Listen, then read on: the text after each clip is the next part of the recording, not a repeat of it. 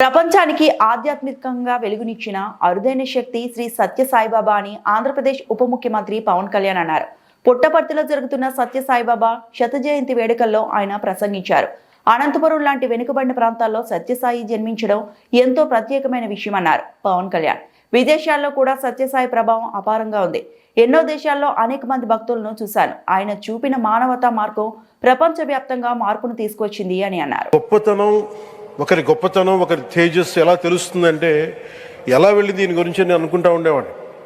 బాబా గారిది వెలిసింది భారతదేశంలో అత్యంత వెనుకబడ్డ జిల్లా అనంతపురం, రాయలసీమలోని అనంతపురం జిల్లా. ఆయన పుట్టుక కూడా అత్యంత వెనుకబడ్డ జిల్లా, నీటికి కూడా కొరత ఉండే జిల్లా, వలసలు వెళ్ళిపోయే జిల్లా. అలాంటి జిల్లాని ఎంచుకున్నారు ఆయన జన్మకు కూడా. అందుకని అలాంటి జన్మ తీసుకున్నాడంటే మహానుభావులే తీసుకోగలరు. ఒక 40 సంవత్సరాల క్రితం ఎవరైనా ఊహించుకోగలమా?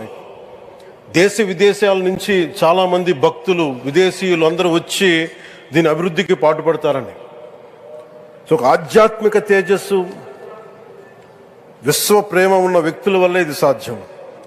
అలాంటి వ్యక్తుల కోసం ప్రత్యేకించి గౌరవ ప్రధానమంత్రి నరేంద్ర మోదీ గారికి ఇష్టమైనది ప్రజలందరికీ కనీసం ఒక 50 లీటర్ల నీళ్లు ఇవ్వాలి, అది రక్షిత మంచినీరు ఇవ్వాలి. అలాంటి పథకం, ఒక 50 లీటర్ల నీళ్లు కనీసం ఇవ్వాలి అనేది ఒక వ్యక్తికి ఆ సంకల్పం నరేంద్ర మోదీ గారు దీన్ని ముందుకు తీసుకొచ్చారు. ఒక ప్రభుత్వ పరంగా దీన్ని ప్రధానమంత్రి గారు తీసుకొస్తే, ఒక ఆధ్యాత్మిక గురువుగా ఏ ప్రభుత్వం ఆలోచించినప్పుడు, ప్రభుత్వాలే దీని గురించి సగటు వ్యక్తికి నీరు ఎలా అందించాలనుకున్నప్పుడు దాన్ని ఆలోచించింది సత్యసాయిబాబా గారు ఆలోచించారు. అప్పుడు ముఖ్యమంత్రిగా చంద్రబాబు గారు ఉన్నప్పుడు వారికి ఒకటే చెప్పారని, నేను ప్రజలకి దాహం తీర్చాలనుకుంటున్నాను.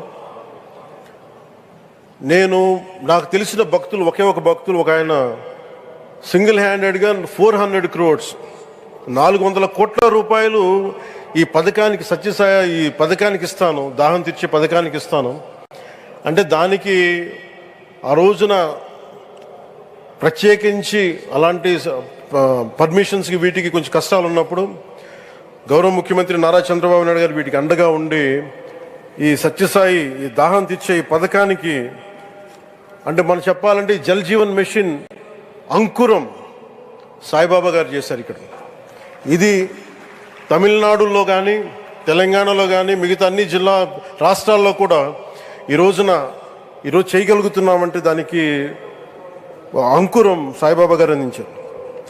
ఆయన సేవా తత్పరత, ఆయనది ఎవరెవరో ఎంతమంది ప్రభావితం చెందారో లెక్కలేదు. ఒకసారి సేవ చేసే వాళ్ళందరినీ చూస్తూ ఉంటే, మా వదిన గారు చెప్పారు, ఒకసారి భోజనం తింటా ఉంటే ఎవరిని ఇంకొకసారి ఇది కొంచెం అన్నం పట్టరా అంటే మా అన్నయ్య గారు చెప్పారండి. వాళ్ళ అన్నకు ఆయన ఎవరో తెలుసు, ఆయన ఒక farmer IAS officer, senior IAS officer అని.